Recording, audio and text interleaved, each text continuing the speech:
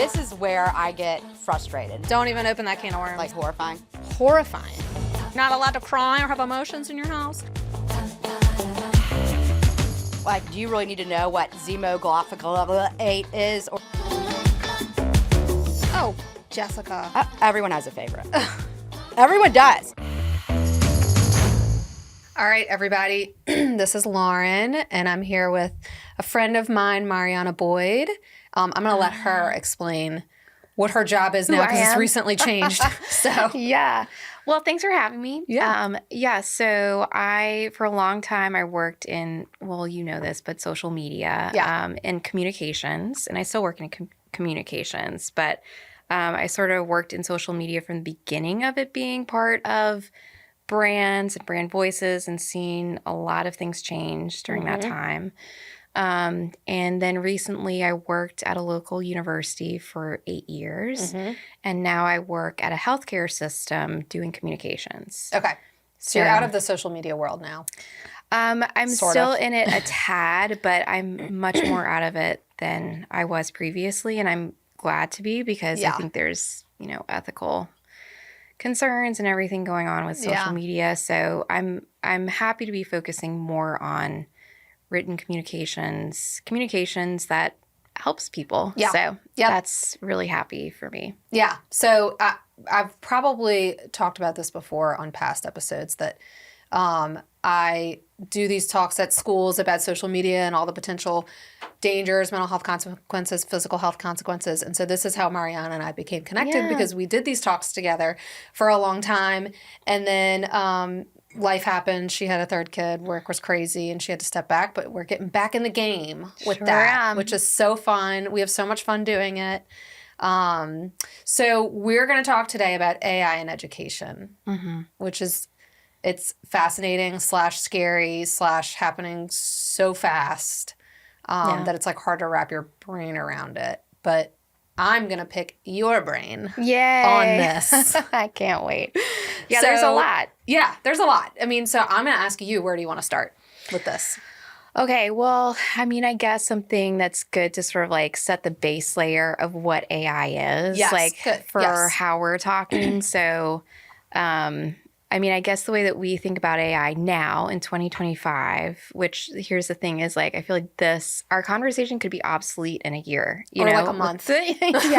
With the way things change. So like for most people, AI really kicked off about 2 years ago, 2023. I think it was spring of 2023 when OpenAI, the company, released ChatGPT to the wild, right? Okay. And so ChatGPT is a type of AI. There's lots now. And it's an LLM, which means a large language learning model. Okay. Break that down for me, please. I have no idea what that is. Okay. So this is a simplified version. Okay. You can certainly go and research this yourself, and you should research this yourself and not ask ChatGPT. What are you, ChatGPT? Although you can, just as an experiment. But a large language learning model basically takes all the information that is publicly out there and uses that information to find patterns to answer a pattern that it identifies in your question or how you're talking to it. So a really basic example is if you go to an LLM and ask, what is 2 + 2 equal? Then that LLM is going to search through all the information it has, look for patterns of when 2 + 2 equals is somewhere on the internet, or sometimes it's in its own private stash of information, which we can get to later. And it will look for that pattern, and then it'll notice, okay, so 2 + 2 comes up a lot, and for the most part, the vast majority of the time, the next thing in that sequence says equals 4. So then it will use that pattern recognition and how many times it recognizes that pattern as a way to say, this is probably the truth, so this is what I'm going to come back and tell you. 2 + 2 = 4. Wait, that's so interesting. So it's not like, this is all news to me. Okay. So it's not like if you ask ChatGPT, what is 2 + 2 = 4? It's not like doing computer-generated math on its own. Well, okay, that's a good point. That's a good exception. Yes, there's probably some element of like, a a calculator probably built in now at this Right. point to some of these LLMs, but that's like the pattern. That's how it recognizes language. So if Okay. you're maybe another good way to break it down that blows people's minds a little bit more is if you say, and this medical related is like, I'm having these symptoms. Yeah. And I know this is touching on a deep Oh, subject, yeah. okay? Yeah. But you're saying, I'm having chest pains, I'm congested, my knee hurts, and I have a fever. Mm-hmm. And so if you go into the LLM and you say, here are all my symptoms, can you diagnose me? What it's then doing is going and searching for all those times that those symptoms are clustered together. Right. And I know this sounds like a Google search, but it's much more sophisticated than that. And Yeah. it gets much more into sort of the nuance of it that we probably don't have time to break it down into Yeah. now. But it's finding those patterns really smartly and searching really, really quickly, and then is able to say, okay, for the most part, all these symptoms together probably mean you have cancer, Right. or, whatever it is that it's kicking Yeah. back at you. And that's something really important to keep in mind is that while LLMs and AI, and I'll colloquially just say ChatGPT a lot Yeah. because that's how That's the we're one we all using it know. these days. Yeah. It'll send you back information in a way that the way that it's phrased and positions and is positioned is very authoritative and very assured of itself. So Yeah. it's saying, thank you for asking this. Yes, these are concerning symptoms. I totally get why you're so worried about these. You should, and there are parameters built in. Yeah. We can get to that too later. You should check with a doctor, like it's going to say that. But for the most part, these symptoms tend to be associated with these 3 different things. Yeah. And it's pulling that from all the content that it has to be able to search really quickly and say, like, okay, this is the pattern that we recognize in billions, trillions of pieces of information, and we're narrowing it down and like giving it to you. So that's like the succinct way Yeah. of how it works. Yeah. I mean, I can't tell you like how many patients now, and it's like all of a sudden the last like 3 months, I've had all these patients come and tell me like, I asked ChatGPT about this blah, blah, blah I'm experiencing, and this is the medication it recommended. I'm like, Yes. what the F? And it's a lot of times, sometimes I'm like, okay, that's reasonable. But I've had some where I'm like, absolutely not. Like, Right. I'm not giving you an antipsychotic for Right. your panic attack. Like, Right. no. And here's the thing is, it can be smarter than the person asking the questions, but you are picking and choosing what information you give it. Yes. So you as the physician are going to say, okay, but I also know your history and I have like it all here and like I have a relationship with you, I know who you are. You're going to identify things of like, yeah, you have that knee pain, but that's probably unrelated. Right. you know, like, did you run recently? You probably just tweaked your knee. Right. Smart things. Whereas the LLM is so here's the thing is that they're sycophantic. They are giving you the answer that it sort of thinks that you want. Oh, wow. It wants to agree with you. Ooh. It doesn't want to disagree with you. Now, Because then you won't use it, right? Right. You won't use it. You won't trust it. Oh, that's kind of creepy. That creeps me out. And also, here's the thing is the more people use it, the more information is being fed to the LLM, and it makes it smarter. Right. So when ChatGPT released to the masses back in 2023 or probably 2022 for like a small beta testing group or something, it was, it was only going off of the information that it could search on the internet or whatever other databases it had access to.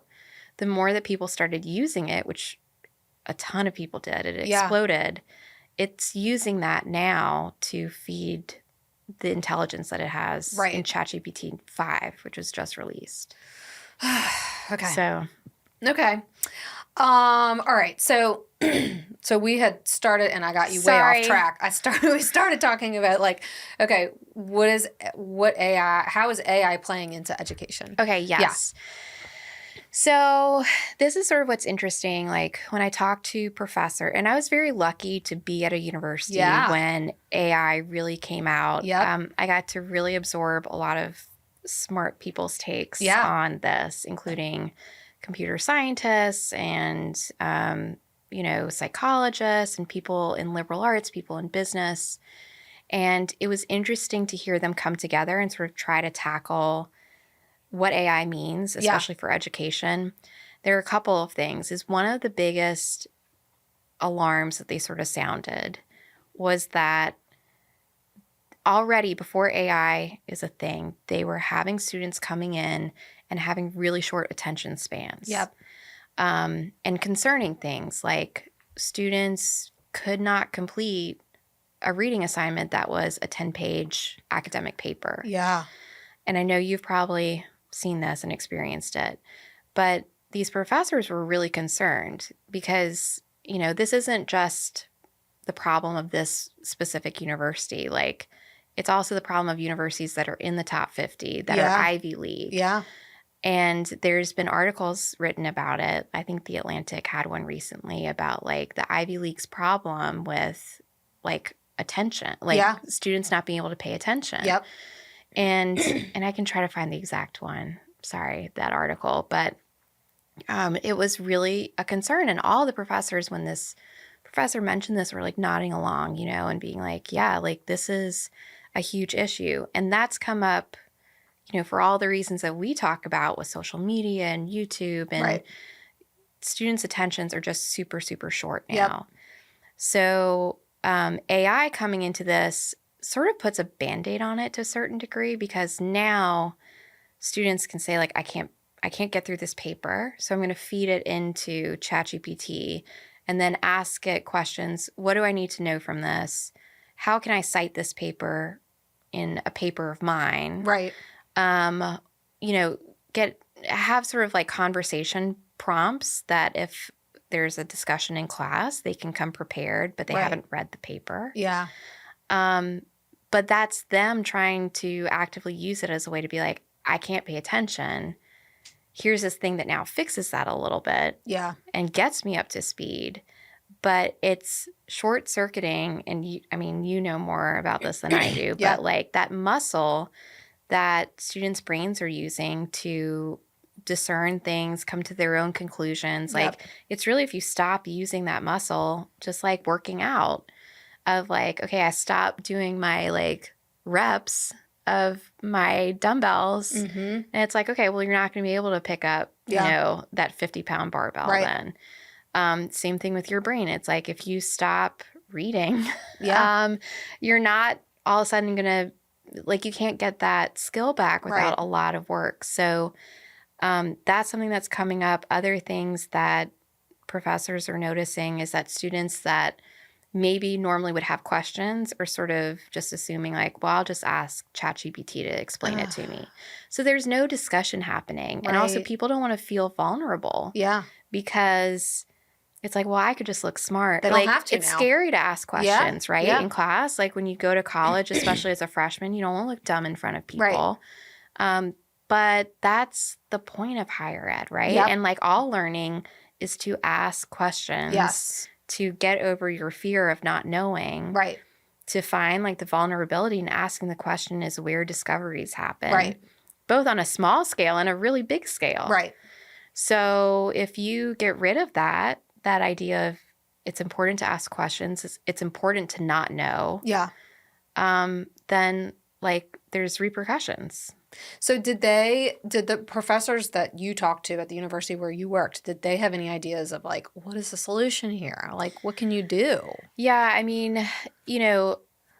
at the same time, they were also trying to embrace AI. And I think like a lot of higher ed institutions have come to that because, it's just like when the internet appeared in the 90s. It's remember when we had to, like, if you cited Encarta, like the CD-ROM, like you weren't allowed to cite it for a while, like when you were younger, because it's like, well, that's the encyclopedia, but it's coming off a CD-ROM, so you can't trust it, right? Even that's literally the exact same exactly. as the book. Well, now is like that level of, we've sort of taken that for granted that like people aren't skeptical as much as they should be. Yeah. So professors are right in having a little bit of that skeptical eye on this, but they also acknowledge that they have to embrace it. Yeah. Because this is not going away. Right. And it can be used for really incredible things. Like it can synthesize data at such a fast speed that it can speed up the timeline and, labs and discoveries potentially. Right. But you need someone there to, ensure that the data is correct, ensure that it's being done correctly. So I think like that's the balance that they're trying to take of like, okay, let's talk proactively with students about, yes, AI is here. Here's how you should use it. Use it as like a sounding board to help you brainstorm. Use it as a way to help you think about things that maybe you weren't thinking about previously. Mm-hmm. But that is such like a fuzzy guide. Like, yeah. So, and this is more like stuff that I've read, like on the internet. But AI told me that, yeah. But I've seen that professors now are starting to, use technology where in order for you to write a paper, you're supposed to write a paper in like Google Docs and then turn on basically like the track changes, like have your history on so they can go back and see and probably run this through their own like computer platform. Yeah. Of like, are you pasting in a large amount of text coming from somewhere else? They want to see you actually like typing the words out, which is just crazy. So now there's this extra layer of like policing. Yeah. Almost micromanaging how students are doing their work. It's just a mess. And so like, are there any solutions? I mean, like it's changing constantly. Yeah. So there's always ways to get around the guardrails, right? And we talk about this in social media. It's the same thing. It's like, you're always going to find a way, like students will find a way. Yeah. And it's not just students. Like I can't blame them. Like this is the like world that they're living in. Right. And also you do have to embrace it to a certain extent. But I think the key is, it's sort of like with anything else. Like if you, from a nutrition standpoint, if you're only eating candy, like you're not going to be able to do that thing physically that you're hoping to do. Yeah. So there has to be some sort of training to students as they're growing up of over-reliance on ChatGPT, on LLMs will, like, it's a great way to sort of skip ahead, but in the long run, there's something you're losing out on. It's so interesting because, like it's almost hard to imagine. Like we grew up before Google, right? And so like I remember having, my parents had, like it was such a big deal when we got a set of encyclopedias at our house, like the Encyclopedia Britannica or whatever it was called, right? And like we had a whole shelf for them, and like that's when we would have to look up something for school. We went and opened the encyclopedia, and you have to figure out where in the alphabet it, and it's like it's hard to even imagine like growing up always having like instantaneous access to information. Like you think of it, and all it takes is typing it in or saying it, and like boom, it's there, And it's like that's something when your brain is used to that, you don't even know how to think in a different way, you know? Yeah. It's crazy. And it's information overload. Because you don't get that time period to like stop and think about like, I just read that thing in the encyclopedia. It's like on to the next thing. Right. So, I mean, that's the double-edged sword is like as technology gets like allows us to do things faster, it's not like humans are sort of being cut some slack and be like, okay, humans, you can sit back and like spend more time with your family or play. It's the opposite. It's like you're just expected to learn more. Yeah. And that is, I mean, I'd be curious to know from your perspective, like how much information can a brain absorb in a day? Like what does that do to kids coming up now? Yeah. I mean, I think like that's part of it is like the expectation, like in school, if you're just talking about in school, the expectation to like learn more faster. Yeah. But then it's also, I mean, we see it in work where, you know, you have to be available 24/7, 365 days a year. And obviously like there's certain lines of work where, you know, you have parameters around that. Like for me in private practice, you know, my private practice looks so different now than it would have 30 years ago. 30 years ago, when I went home from work, like I would just be done. That's it, right? Nobody's texting me at home, emailing me, calling me, expecting a prescription at night. On the weekends, I'm just with my family. When I go on vacation, I'm actually on vacation. Now it's like I don't ever have a day where I'm not in communication with my patients, ever. Never. It doesn't matter if I'm in Hawaii or Europe, or I haven't been to any of those places in a long time, but like if I were to go to Hawaii or Europe, I still would be in contact with them. You know, it's just like our expectations have radically changed for what people should be doing or supposed to be doing with their time. Yeah. So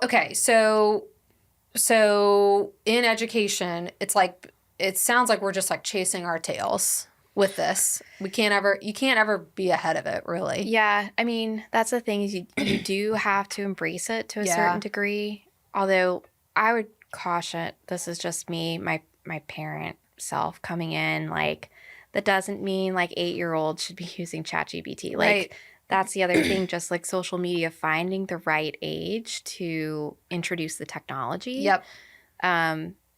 Because I don't like it's just too much. Yeah. To, like, you don't want kids growing up even using ChatGPT the way that they use Google. You know, like, I don't know. It blows my mind a little bit to think about. So figuring out like the right age for it to be part of education. Yeah.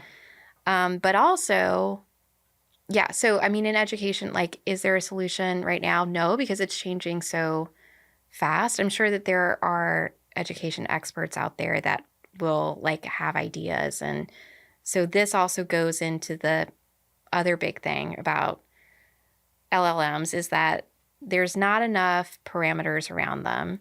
And the companies themselves, just like social media platforms, are not necessarily going to institute those parameters themselves. They will do some because they don't want to get a bad reputation of like, my child used this, LLM and became suicidal because it instructed my child how to commit suicide, which has happened. Yeah.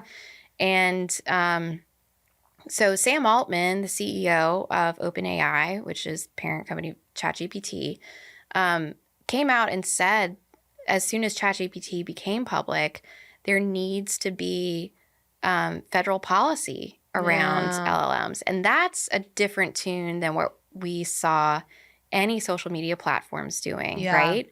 When Facebook first came out, or Twitter, none of them were calling on the government to be like, put some policy in place. Right. So that's sort of interesting. I mean, I think there's a business motivation behind him doing that for sure, like to sort of he doesn't want to get his himself. ass in trouble. Yeah. But I think that it also speaks to how he understands. I mean, he sees like where this could go. Yeah. And even with the most recent release of ChatGPT 5, he's like, this is sort of scary to me. Like, that's then why are you releasing? I mean, that's the part that aggravates me. It's like, that's great that you're saying that, but like, you also know, Sam, whatever your name is, like that federal policy takes forever to change. And so, and you're still releasing this knowing that this is going to outpace any kind of, by the time the policy changes, the technology has already outpaced it. Totally. Like, and I mean, I don't quite know what to say to that. You can go back, or you can try to go back to 2023, because I tried to find this exact article, because I remember reading at the time and I was like, this does not bode well. He was interviewed and I was impressed. I was like, okay, he's being pretty transparent. But then that transparency became a little scary, because he was saying, like, we released this, like, we figured out, like, we got it to work, and we released this technology, but maybe it shouldn't have been released. Oh my God. And the message behind it was like, it was just going to come out on its own. Like, there were other companies trying to do the same thing. So it was sort of like, a race to the top, race, right? Yeah, an arms race. And so they got there and they were like, okay, well, we're just going to release it. And then it opened the floodgates, right?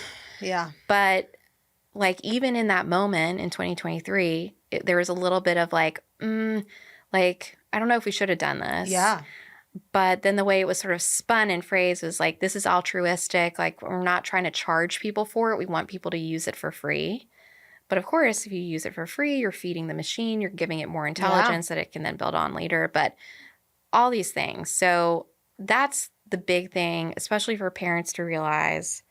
And I mean, and grown-ups in general, adults using it, is there are not appropriate parameters put in place, even though they talk about guardrails. So the whole thing of like, you know, OpenAI will say, well, we've put things in place so that children can't, you know, talk about suicide to the LLM. But the thing is, there are easy ways to get around that. Yeah. And like, you don't want to say how, because like then people will use it, but it doesn't take that much to figure it out. Right. And so there have been instances, this was like this week or a couple of weeks ago, where a group of researchers were like, we're going to see just how tough these guardrails are. Yeah. They were able to get around them really quick. Ugh. And then because ChatGPT and all LLMs are so sycophantic, it wasn't even like, here's how you would go through a suicide. Then it also turned around and offered, do you want help writing a suicide note? Oh my gosh. Like really horrible things. And so these researchers like read through all of that really tough content, and they were like, to that, like, these are people that are used to seeing stuff, and they're just like, it stunned them because it was just very realistic, very heavy, very like, how can a machine, you know, basically hand this over to a child? Wow. So that's the thing, is that people really need to realize, like, don't leave your kids alone, like, on ChatGPT. Don't, like, if you're on ChatGPT, like, really, you know, have some personal parameters in place before you go into using it as a therapist. You know, talking about private information. That's the other thing, is recently OpenAI had to address the fact that some people's private chats became searchable by accident via Google. So like, even though that's not supposed to happen, that's not by design, like they don't have their parameters in place on the back end. Like they're flying by the seat of their pants a little bit. Yeah. I feel bad saying that. But it's true. But I like, mean, I have people who use it to like create a budget for their business. It's like, that is so much information you're putting out there, you know? So a lot of companies, you know, think about this, like businesses are saying best practice, don't put anything proprietary into these chatbots. Yeah. And so you need to think about that also as a person. Like don't put personal information that you wouldn't want out there, either by accident or like via a subpoena, you know? Like, not that you want to go that route, but you really have to think about, like, don't use it as like a trusting confidant. Yeah. Even though that's how the persona of it is designed to be. Mm-hmm. So it seems like there's some schools, like even locally, that are taking big steps to move away from technology as a whole. Like, I don't know if you heard about this. There's a local school. One of my friends sent me, her kids go there, and she sent me a letter that went home to the parents that said previously they had like one-to-one technology at school. Like every kid has a Chromebook or whatever, and they're getting rid of that. Good. So like from now on, I think the kids that already have it, they're not like taking them away, but they're no longer requiring the kids buy a Chromebook. Good. And they are still going to have them on campus, but they're like very limited when they can use them. And they're like going away, like they're just going to go back to paper and pencil or whatever. Good. So you see that happening, and apparently they're hoping, I think they're kind of like a pilot school right now in town, and so they're kind of hoping to like extrapolate that out into more of the other schools. But then you see some schools go in the opposite direction. So like before we started recording, we started talking about this group of schools called Alpha schools, which it is kind of interesting, and I'm like not really sure how I feel about it. But basically they use AI to cut down the amount of instruction time per day. So like each kid, and these are very small schools, they're private schools. Each kid works with AI for 2 hours, and like all of their instruction is down to 2 hours, okay? Because the AI learns how the kid learns and then teaches them like tailored to their learning style, okay? So it decreases the amount of time that they need to learn the information. It's more personalized, more one-to-one. And then the rest of the day they spend doing like all kinds of stuff that is pretty cool. Like they like will build a business model, and like there's things where they like learn to build rocket ships, and like I don't know, there's all kinds of crazy things. They learn like life skills. So I can see where like that I feel like I don't know, like it is a little scary to me, the thought of like the kid learning from AI, because it's like, what are they really learning? Who's controlling that? But I'm like, at least that school is using it in a positive way so that the kids are doing these amazing things outside of instruction time that like normally kids don't have access to, you know? So like their mission is basically getting kids to like love school again, you know, that like school's a fun, exciting place you get to go to because you get to do all these cool things rather than sitting in a desk all day.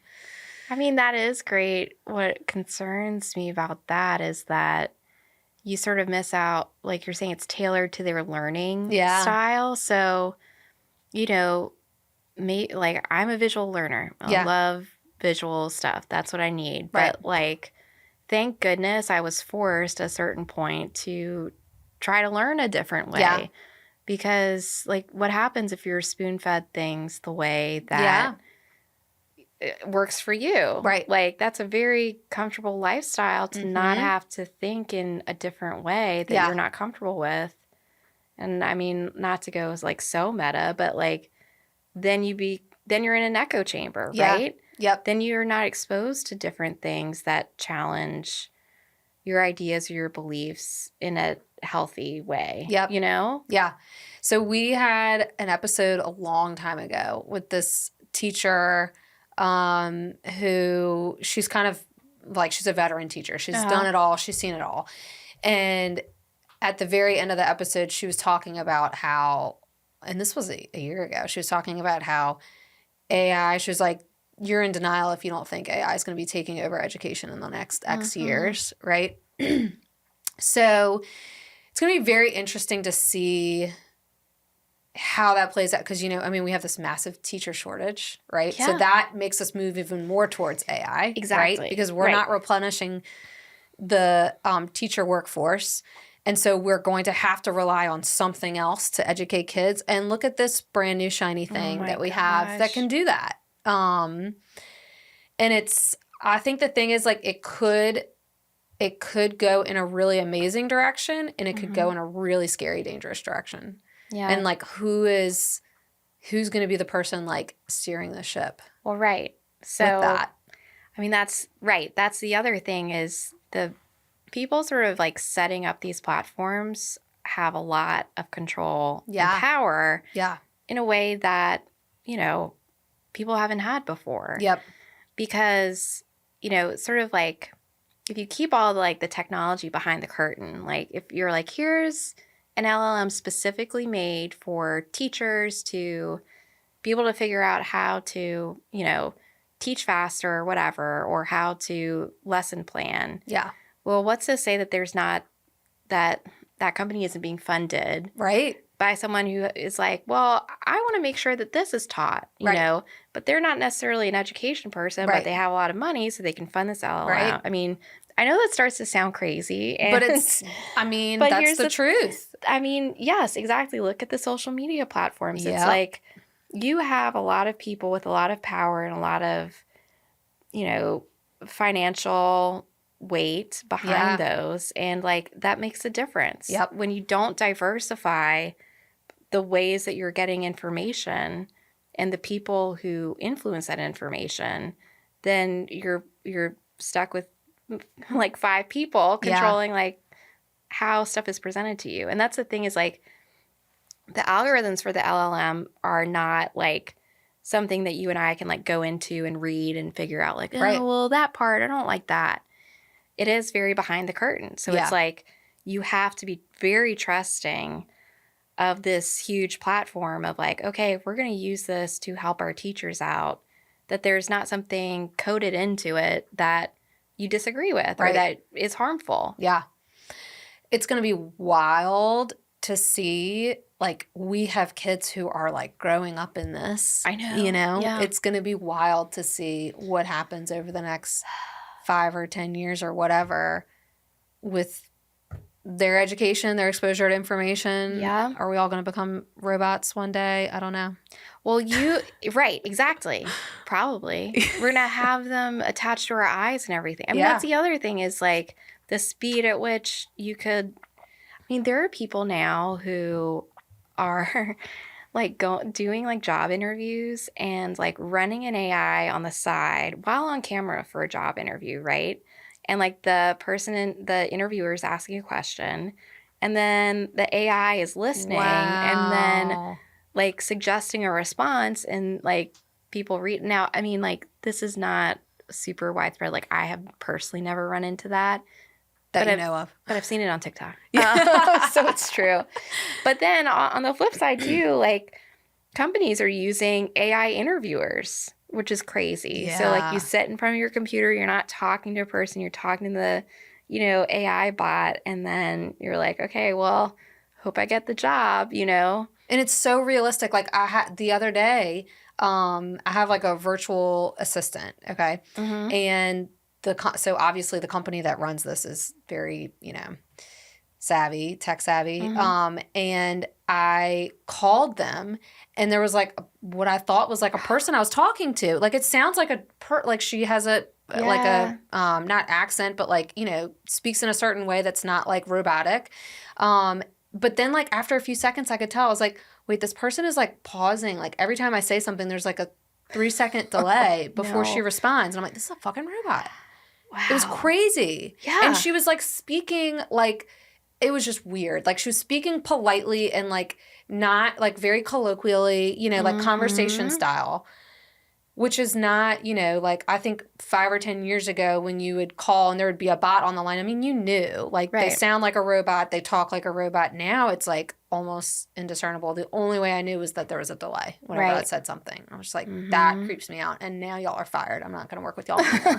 And I did fire them. Oh my gosh. Not for that reason though. Oh, but it did creep me out. I was like, what the hell? Like it's creepy that we're getting to a point where like, we're not going to know the difference. Like we're so rapidly approaching not knowing the difference between like a human and a fucking computer. Have you used the ChatGPT like voice? No. Okay. I've only looked on ChatGPT one time. Oh, wow. Oh, yeah. Oh, good job. I'm trying to keep my brain pure. I mean, look, I use it all the time. Like this is not like, I'm talking about, I'm probably making it sound like this is the worst thing ever. It's actually like pretty cool. But, yeah, so if you do the voice, I don't know, I don't recommend it. Like, yeah, you could, but it's very, very realistic. Yeah.